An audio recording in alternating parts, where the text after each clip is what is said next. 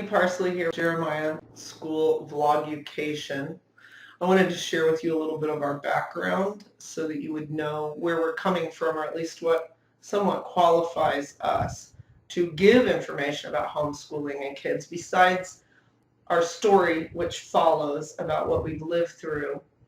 In 1986, I graduated from college with a degree in education and am certified in pre-K, kindergarten, 1st through 8th grades. I have taught pretty much all of those grades, including high school science. I have a master's degree in ESL, and I'm currently teaching college level ESL classes.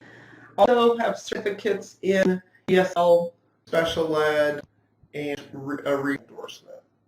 My husband has applied science degree and has worked in computer technology as an engineer for over 25 years and is currently the chief technology officer at a local bank. So that combined, he does the computers and the graphics and that sort of thing, the research, compiling all of that. I coordinate the educational side, workshops, parent trainings, books, any of those sorts of things about how to work with kids. So coming up is our personal story about what we've lived through, and that is really the stronger part of what qualifies us to help other parents. Hope you subscribe.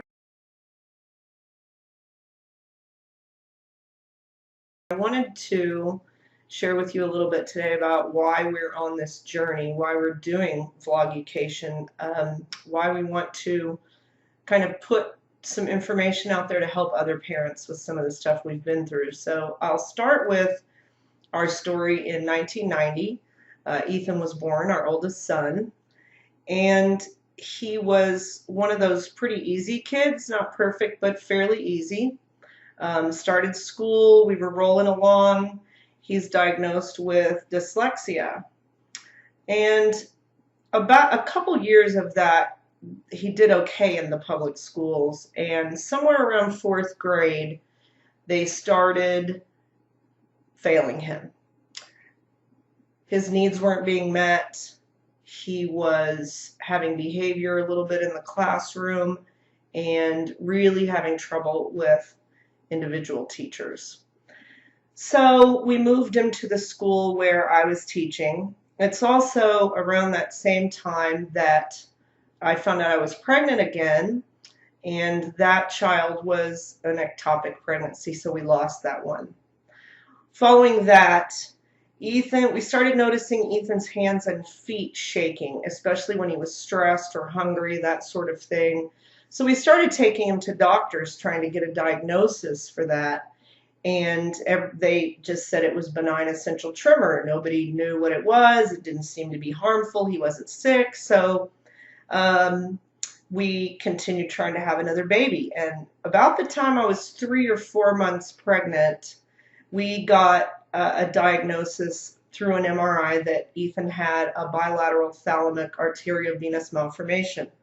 So basically that's a tangled web of knots in the center of his brain that made that part of the brain non-viable. And as he grew, it started the neurological deterioration, which began with perhaps dyslexia, and definitely with the shaking of the hands and feet.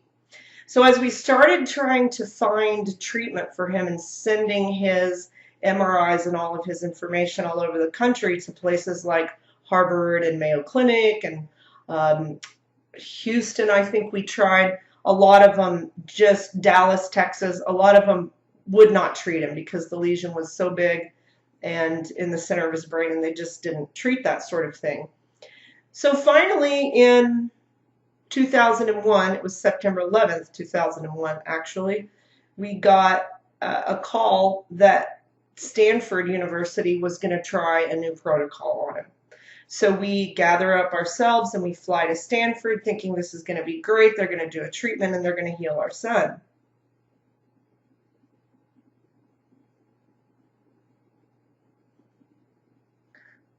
But they didn't. And he had a pretty major stroke and wasn't able to walk or talk. He almost died and had to learn to speak and potty trained and all of that all over again. Somewhere in the middle of all that, they had done blood work on me because I was an advanced maternal age. Uh, Told me that they thought that our second child, Jackson, had Down syndrome. So we had an amniocentesis, found out that was wrong, and um, carried on. He did not have anything wrong with him when he was born, but following his birth, I hemorrhaged and had quite a few problems with that, and we're told that we couldn't have any more children. Well, it's fine. We have two. We're great. 4 years later, we get a phone call that one of our great nephews had been removed by CPS. And so we made the decision to, more me than Chris, by the way, to take him in. And he was about 5, 6 weeks old by the time he came to live with us. And we at that point, I was homeschooling Ethan. He was catching up, making leaps and bounds. We had been going to rehab all day, every day. Both of us had quit our jobs. We were throwing the newspaper at night. And so here's little Anthony, and immediately he's screaming all through the night, screaming until 3 or 4 in the morning. And then every once in a while he'd sleep. I'm exhausted. Chris had gotten a job by then, was trying to work.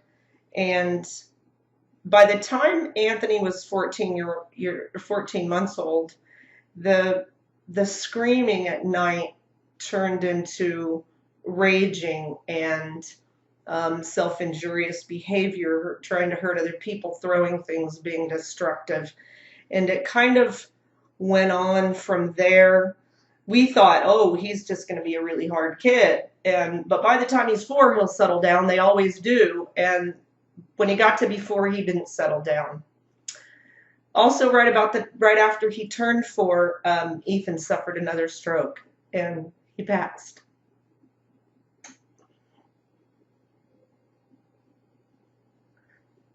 He was at a point neurologically where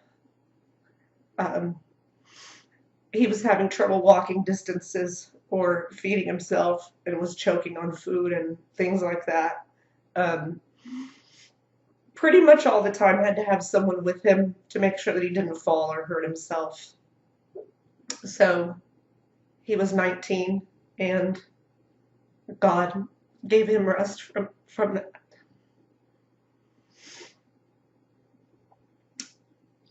So at the place where we were, Anthony's raging and all of that with our grief was too much. We started going to doctors saying, something's up with this kid, we need some help. And we got our first diagnosis of PDD and OS. After that, we got a diagnosis of ADHD, we got a diagnosis of bipolar, we got a diagnosis of oppositional defiance. Finally, 3, 4 years later, we get a diagnosis of autism, mild autism. So that's what we're looking at.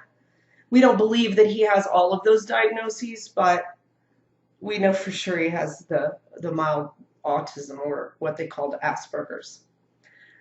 So we were doing some experimenting with diet, and on some days he looked better than others. So when he was about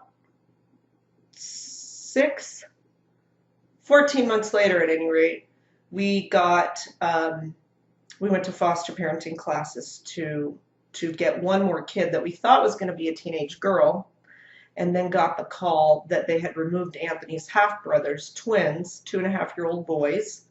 Yes, that makes 5 sons for us.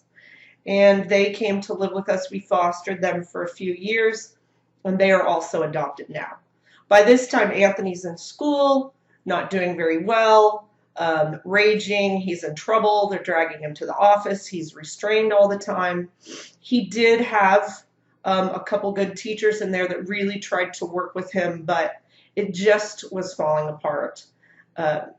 Ended up with, and by the way, we never could get them to do the special ed 504 testing or any kind of help that way. So there's an interesting thing. we ended up taking him out of school. I quit my job. We opened a school for him. And the school went really well for the other kids that went there. It didn't work out so well for our kid. So I took him home to homeschool him again. My other teachers were running the school, and at the end of that year, when the teachers eventually decided not to come back, I wasn't there, able to be there full time, so that school closed. And that was a hard thing too.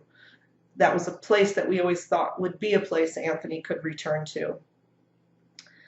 So we're homeschooling once again. I'm home with him. The twins go to public school. Jackson goes to a private school.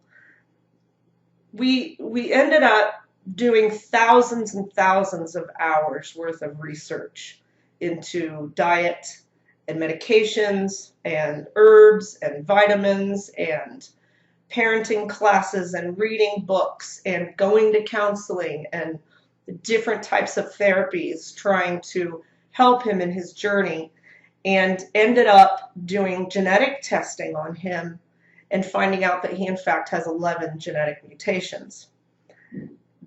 Among these are the MTHFR, the COMT, the CBS, and we'll have videos later about those, addressing them each individually and what that means as far as how the system of a child works with that and what we did for each one of those.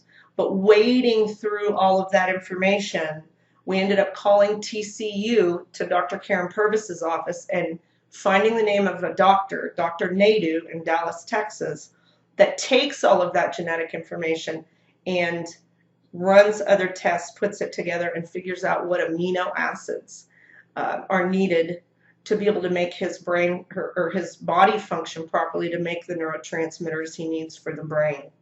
This has made all the difference in the world. That combined with a special diet, and there's still counseling and therapies that help, but this put him in a place where he could actually learn what people are saying and kind of start gaining those social skills that autistic kids are lacking. And going through all of that research and all of those years and that thousands of hours and the grief and the trauma that our family has walked through, we needed for it to have another purpose.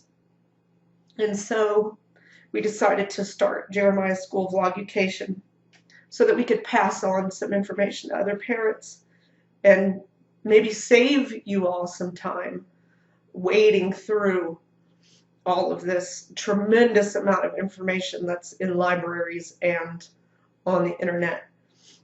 And so to save you maybe the feeling of overwhelm and kind of trying some things that ultimately didn't work.